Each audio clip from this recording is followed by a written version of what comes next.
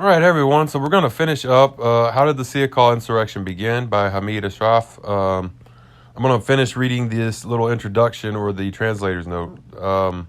So it says here, though this is a unique account of the insurrection, the author has sometimes used names loosely. For instance, he frequently uses Jungle Band and Mountain Band, while they are the same. In fact, the group that planned the assault on the Siahkal Gendarmerie station had two branches, Urban Branch and Mountain Branch. Some footnotes have also been added by the translator to the main text. Okay, so let's go ahead and we're going to read section 2 of this. Doesn't have a title beside it.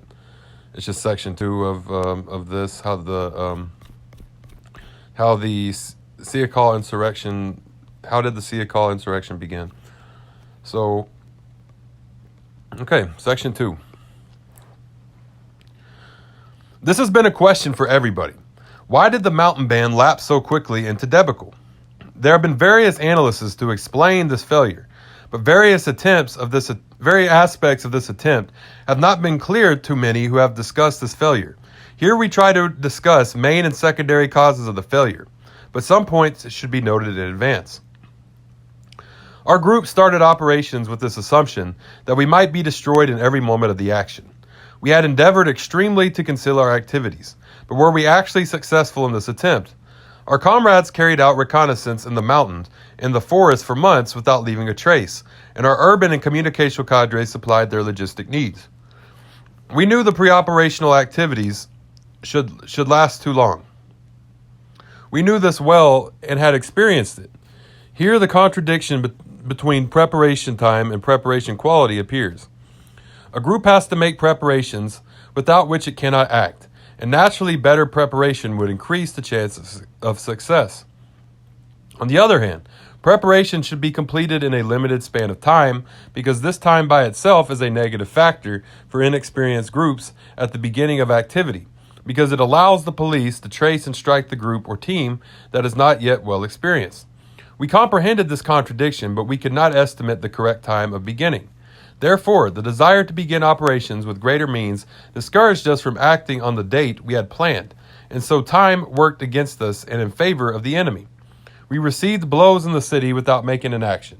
It should be pointed out that timing is a negative factor for a group or team only before beginning operations, because the group still does not enjoy a practical experience of confrontation with the enemy. But certainly as operation begins and the group starts to get experience in action and develops into a guerrilla organization, timing would no longer play a negative role. From then on, the future belongs to revolutionaries, and time would serve as a positive factor. In my opinion, the reasons that came together to lead to destruction of the Mountain Band were mainly tactical errors. But the Mountain Band had committed a big strategic fault in terms of political, military, and commandership that are described here. The tactical reasons for the failure of the Mountain Band were: 1. Delay in beginning the operations. 2. The absence of a strong clandestine organization with secret cadres. 3. The absence of a well-organized counterintelligence system. 4. Lack of practical and theoretical coordination with other groups. 5. Lack of firmness of members of the Mountain Band in handling daily businesses, so that when 4 guerrillas were captured by some villagers, they, due to their subjectivism, did not react violently based on military rules, lest the villagers were hurt. They thought not a single villager should be hurt under any conditions. Therefore, when the villagers attempted to arrest these comrades, they did not use their arms. They ignored this principle, who were well aware of, in early steps of the guerrilla warfare, villagers cannot grasp the purpose of a small guerrilla band, and therefore they react according to current norms. The guerrilla's firmness and vigor, instead of tenderness and moderation, guarantees the survival of the guerrilla. In early steps, moderation is a weakness. The guerrilla must prove his existence with full power and violence. Afterwards, he will be able to carry out operations in the interest of peasantry and against enemies. Only in this way peasants become aware of the guerrilla's power and purpose and would back him. But the main cause of the failure of the Mountain Band was something else. The Mountain Band should have been self-dependent and continue its movement and struggle only based on its own preparations and logistics without relying on the urban organization. The main cause should be sought in the change of the strategic plan of the Mountain Band. In last week's of the reconnaissance, the band came to this conclusion that operations should be planned in such a way that could have an impact on the area of operations. So the theory of locally impacting operations was replaced by the nationwide impacting operations. The tactical result of the strategic change was that comrades in the mountain band should not leave the area after the first attack, and they should remain in the proximity and continue tactical reconnaissance to strike the enemy in the same area so that persistent blows affect the area and encourage the people to involve in the struggle. This change in strategic plan led to the neglecting of an indispensable principle of permanent mobility. It remained in the area and planned to continue tactical reconnaissance of the area for 30 days and then quit the area for the east without leaving behind a trace, stay away based on existing logistics, and return to the first spot to begin some operations in order to complete the impact of their action in Lahijan area. Growing disputes between tea-raising peasants and the tea organization on the one hand, and between local livestock raisers and natural resources organization on the other hand, as well as people's opposition to the bureaucracy and influential local officials, heralded favorable conditions. Furthermore, the commander of the mountain band did not expect that the enemy would send such great army to destroy an 8-member band. The commander of the band expected the Lahijan company at maximum would be sent to suppress the band and never thought the Gilan Gendarmerie battalion, as well as the whole police force and army in the region, would be mobilized to find guerrillas with tens of helicopters. Actually, this did happen. General Ovisi, the general commander of a gendarmerie, personally came to Siahkal and formed a headquarters and led counter-insurrection operations. Even Ghalam Reza, the Shah's brother, was sent to region for inspection and visit. The Gilan Gendarmerie Battalion brought all routes and communications under its precise control and besieged the area. An extra military unit moved from Manjil garrison to Siahkal.